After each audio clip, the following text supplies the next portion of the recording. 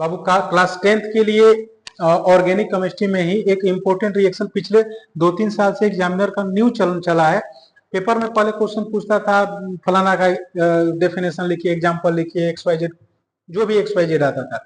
लेकिन पेपर का पैटर्न मेरे को लगता है कोविड जब से आया था, कोविड के बाद पेपर का पैटर्न पेपर वाला बदल दिया है। तो जब से बदला है न्यू तरीके के क्वेश्चन पूछे जा रहे हैं। आपको पुराने फॉर्मेट पे रहेंगे तो सारा क्वेश्चन पेपर में गलत करके आएंगे।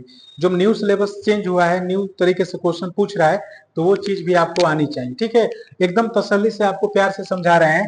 पेपर में क्वेश्चन आएगा क्या होता है जब, क्या होता है, बहुत प्यारा शब्द है, क्या होता है जब। नाम पर क्या होता है, नाम में मत जाइएगा नहीं तो भावनाओं में भाग जाएंगे। क्या होता है जब, ठीक है। और इसमें हम शुरुआत करते हैं क्वेश्चन से। इसमें कैसे शुरुआत करते हैं, क्वेश्चन एकदम तसल्ली से समझिएगा, एकदम आपको आराम से समझ में आएगा। आईयूपीएससी क्लास में डिस्कस कर चुके हैं, तो अब तो आपको उसमें डाउट आना नहीं चाहिए। देखो इसमें जो पहला क्वेश्चन है कि क्या होता है जब एथिल एल्कोहल की सोडियम धातु के साथ क्रिया कराई जाती है। क्या हो, देखो क्वेश्चन कैसे आएगा, क्या होता है, ये ऊपर लिखा रहेगा, क्या होता है जब एथिल एल्कोहल की, एथिल एल्कोहल की क्रिया, क्रिया अबे हट सोडियम धातु के साथ कराते हैं। सोडियम धातु, अबे यार, सोडियम धातु के साथ कराते हैं। पेपर में फॉर्मेट जो रहेगा क्वेश्चन का इस तरीके से रहेगा कि क्या होता है जब एथिल एल्कोहल, एथिल एल्कोहल की क्रिया सोडियम धातु के साथ कराते हैं। देखो करना कुछ नहीं है, क्वेश्चन में ही आंसर छुपा हुआ है, क्वेश्चन में ही आंसर छुपा हुआ है। क्या सर, सबसे पहले एथिल एल्कोहल का स्ट्रक्चर बना लीजिए। एथिल एल्कोहल C2H5 और OH, ठीक है। और इसकी क्रिया किसके साथ करानी है, सोडियम धातु के साथ करानी है। किसके साथ करानी है, सोडियम धातु के साथ करानी है। होगा क्या, कुछ नहीं सर, सोडियम आएगा हाइड्रोजन को रिप्लेस कर देगा। सोडियम का स्थान ना विद्युत रासायनिक श्रेणी में टॉप फ्लोर पर होता है, और ऊपर वाले एलिमेंट नीचे वाले को क्या कर देते हैं, रिप्लेस कर देते हैं।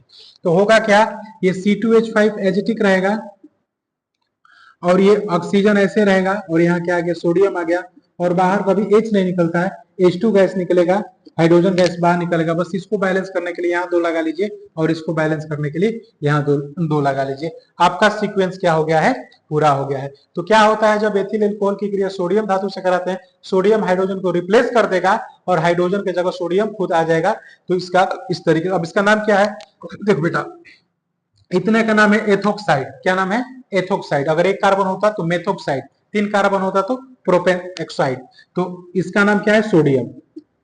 तो पहले इधर वाले का नाम लिख देते हैं, इसका नाम क्या है, सोडियम, और इसका नाम क्या है, अबे हटना, एथोक्साइड। इसका नाम क्या है, सोडियम एथोक्साइड। इसका नाम क्या है, सोडियम एथोक्साइड, ठीक है। अच्छा, सेकेंड वाला क्वेश्चन आपसे पेपर वाला पूछा है। सेकेंड वाला क्वेश्चन आपसे पेपर वाला क्या पूछा है कि एथिल एसीटेट को क्षारक की उपस्थिति में जल अपघटन कराते हैं। क्या होता है जब एथिल एसीटेट को, एथिल एसीटेट को, एथिल एसीटेट को, एथिल एसीटेट को क्षारक की उपस्थिति में, क्षारक की उपस्थिति में जल अपघटन कराते हैं। क्या कराते हैं बबुआ, जल अपघटन कराते हैं, ठीक है। एसिटिक एसिड की क्रिया, एसिटिक एसिड की क्रिया हम किसके साथ करा रहे हैं, किसी प्रबल क्षारक के साथ, किसी प्रबल क्षारक के साथ करा रहे हैं, ठीक है। तो एथिल एसीटेट का सूत्र क्या होता है, एथिल एसीटेट का सूत्र क्या होता है, क्लास में कई बार डिस्कस किए हैं, C2H5 COO, और यहाँ पर क्या आ जाता है, C2H5। इसी का नाम क्या है, एथिल एसीटेट। इसी का नाम क्या है बाबू, एथिल एसीटेट। इसका नाम क्या है, एथिल एसी, इसका नाम क्या है, एथिल एसीटेट, ठीक ना। यहाँ पर CH3 रहेगा, सॉरी। इसका नाम क्या है, एथिल एसीटेट। और इसकी क्रिया हम किसके साथ करा रहे हैं, किसी प्रबल क्षार के साथ करा रहे हैं। किसके साथ करा रहे हैं, किसी प्रबल क्षार के साथ करा रहे हैं। तो जब प्रबल क्षार के साथ कराएंगे तो क्या होगा, ध्यान से देखिए, यहां से OH और यहां से C2H5, यानी एथिल एल्कोहल तो साइड प्रोडक्ट के रूप में बाहर हो जाएगा। एथिल एल्कोहल तो साइड प्रोडक्ट के रूप में क्या हो जाएगा, बाहर हो जाएगा।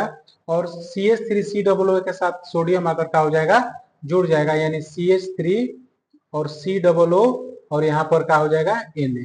अब इसका नाम क्या हो जाएगा, तो सोडियम एसीटेट हो जाएगा। क्या नाम हो जाएगा, सोडियम एसीटेट हो जाएगा। क्या हो जाएगा, सोडियम एसीटेट। तो क्वेश्चन पूछा कि एथिल एसीटेट को जब प्रबल क्षारक के साथ की उपस्थिति में जब इसका जल अपघटन कराते हैं तो क्या होता है।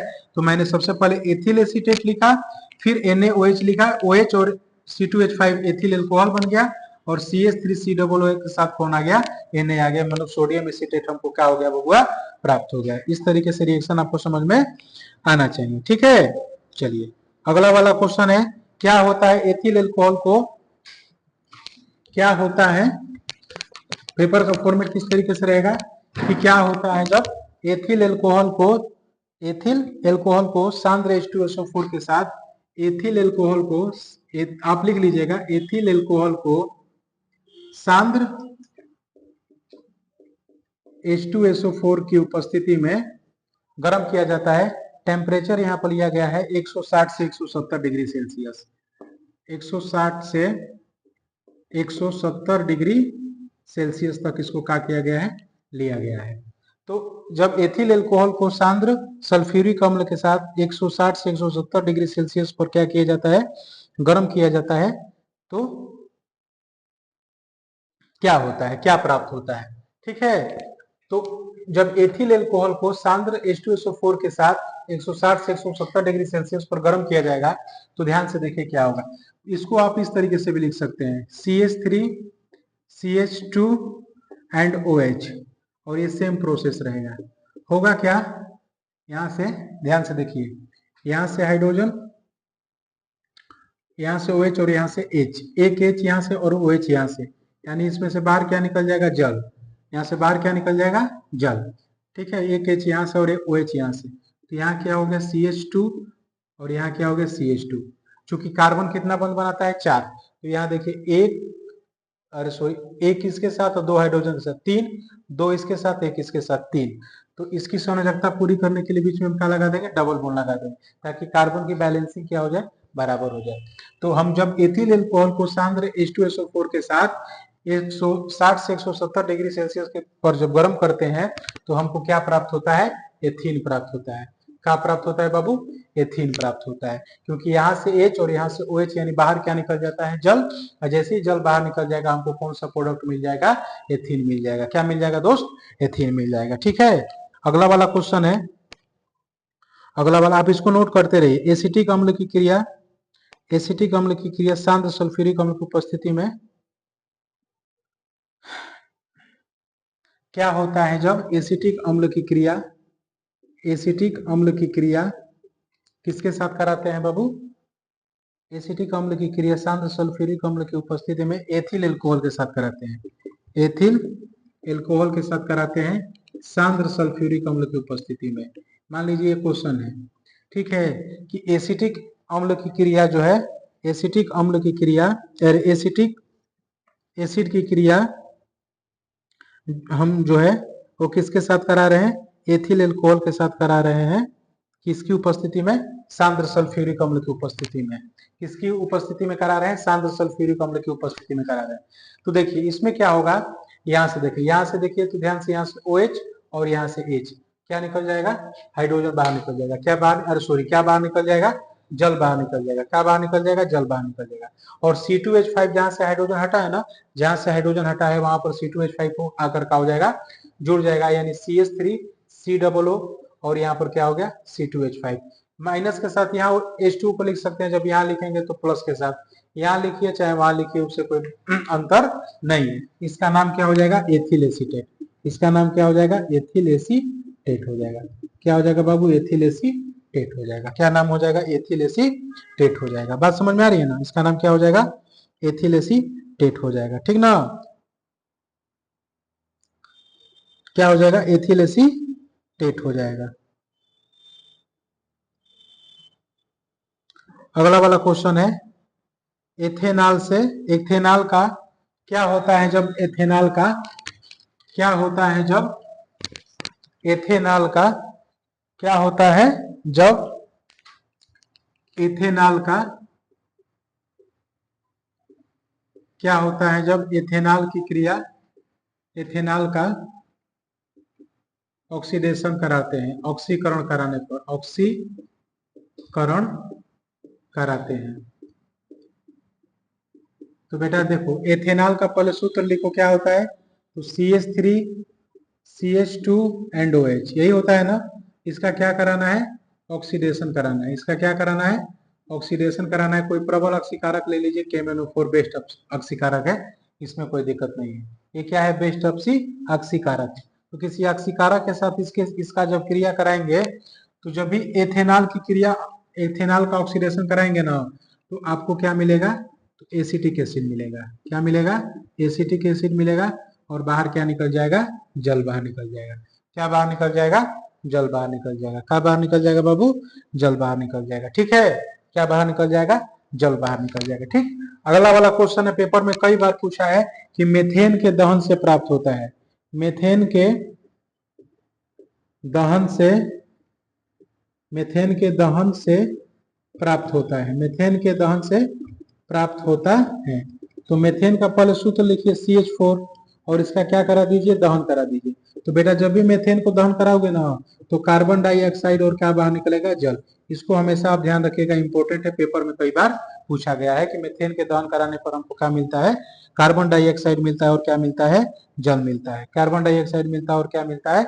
जल मिलता है। ठीक है, चलिए अगला वाला क्वेश्चन है कि एसिटिक एसिड की क्रिया, एसिटिक एसिड की क्रिया, ये तो शायद हो गया था, एसिटिक एसिड की क्रिया प्रबल क्षार के साथ।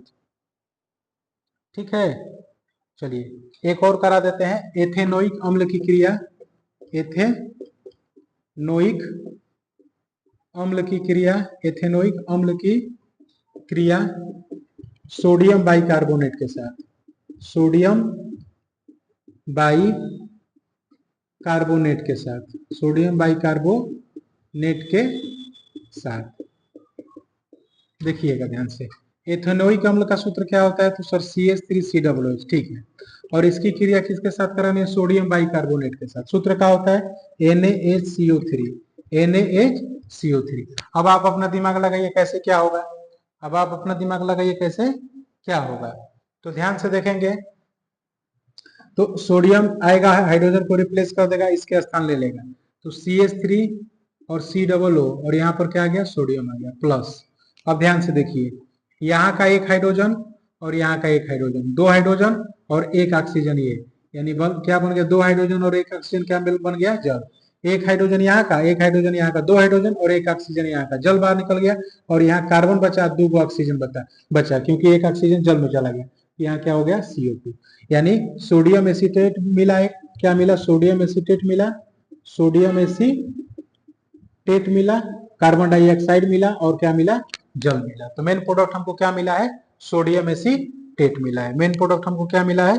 सोडियम एसीटेट मिला है। ठीक ना। तो ये कुछ क्वेश्चन थे चुनिंदा, जो पेपर में कई बार इस समय क्या कर रहा है बाबू? पूछ रहा है।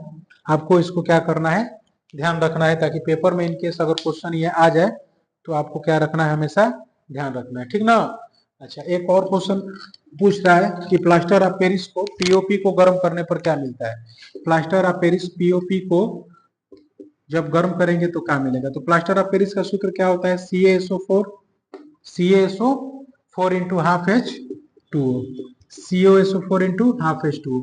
इसको क्या करना है दोस्त? गर्म करना है। इसको क्या करना है? गर्म करना। बहुत ही आसान होता है, करना कुछ नहीं है, दोनों को दो जगह लिख दीजिए। कैल्शियम सल्फेट को एक तरफ लिख दीजिए और प्लस हाफ H2O को एक तरफ लिख दीजिए। इस क्वेश्चन को भी ध्यान रखिएगा कि POP यानी प्लास्टर ऑफ पेरिस को जब गर्म किया जाता है तो दोनों अलग अलग टूट जाते हैं, CaSO4 प्लस हाफ H2O। ठीक है। अच्छा, अब तो क्वेश्चन शायद बचा होगा, बाकी सब तो करा ही दिए हैं। ठीक है, तो 10th क्लास में आप इतना इनफ रखिए, करिए इतना क्वेश्चन को। अगर आगे मेरे को और प्रीवियस ईयर में क्वेश्चन दिखाई देंगे तो उन क्वेश्चन को भी लाकर आपके सामने करा देंगे। इतना कर लीजिएगा, और जो भी डाउट है डाउट लिख लीजिएगा, मेरे से उसको क्या कर लीजिएगा? डिस्कस कर लीजिएगा। ठीक है, 10th वाले भी थोड़ा सा जग जाओ, क्योंकि 12 तो चल ही रहा है, 10th वाले भी अपना, क्योंकि तुम्हारा फर्स्ट एग्जाम है। ठीक है, तो फर्स्ट एग्जाम है, थोड़ा उसके लिए अच्छे से प्रिपेयर हो जाओ और अच्छे से पढ़ो। ठीक है, और आगे तो हम करा देंगे और सारे क्वेश्चन। चलिए आज के लिए इतना रहने देते हैं।